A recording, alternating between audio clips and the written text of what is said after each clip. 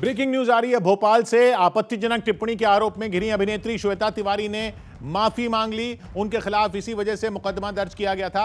हालांकि मामले के तूल पकड़ते ही उन्होंने खेद जताया। शूटिंग के लिए भोपाल पहुंची श्वेता तिवारी ने होटल में एक कार्यक्रम के दौरान बयान दिया था, जिस पर हंगामा खड़ा हो गया और उन पर धार्मिक भावनाओं को ठेस पहुंचाने का इल्जाम लगा। मनोज शर्मा हमारे साथ जुड़ रहे हैं। मनोज, क्या पता चल रहा है इस पर?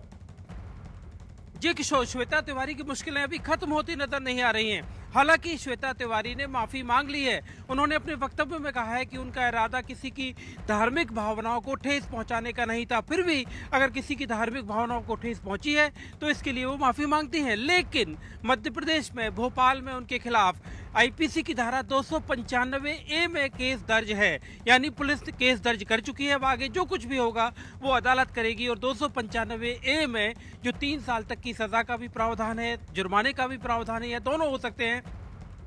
मध्य प्रदेश के भोपाल में अभिनेत्री श्वेता तिवारी पर आपत्तिजनक टिप्पणी करने के मामले में केस दर्ज कर लिया गया।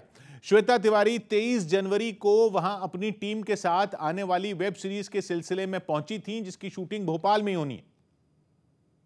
और इसके लिए वहां एक होटल में मीडिया की मौजूदगी में वेब सीरीज के कलाकार एक साथ मंच पर बैठे दिखाई दिए। इस दौरान एक कलाकार से सवाल करने के बीच में ही श्वेता तिवारी ने ऐसा बयान दे दिया जिसने उनकी मुश्किलें बढ़ा दी। भगवान ले रहे हैं। श्वेता तिवारी के इस बयान पर भोपाल में उनके खिलाफ धार्मिक भावनाएं भड़काने का केस दर्ज कर लिया गया। 295A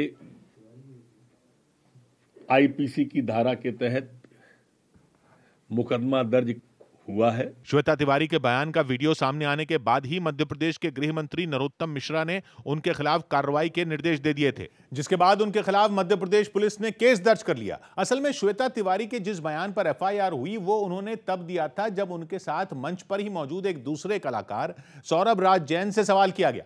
सौरभ राज जैन वही एक्टर हैं जिन्होंने एक धार्मिक सीरियल में भगवान कृष्ण का किरदार निभाया था, और इसी पर उनसे पूछा गया कि धार्मिक किरदार निभाने के बाद वो वेब सीरीज में एक अलग रोल में खुद को कैसे देखते हैं। बस इसी सवाल के बीच में श्वेता तिवारी ने हंसते हुए वो बयान दे दिया, जिस पर विवाद खड़ा हो गया। सौ बात की एक बात यह कि केस दर्ज होने के बाद श्वेता तिवारी ने एक बयान जारी करके माफी मांग ली और अपने बयान को गलत तरीके से लिए जाने की बात कही। उन्होंने साफ किया कि किसी की भावना को ठेस पहुंचाना उनका मकसद नहीं था।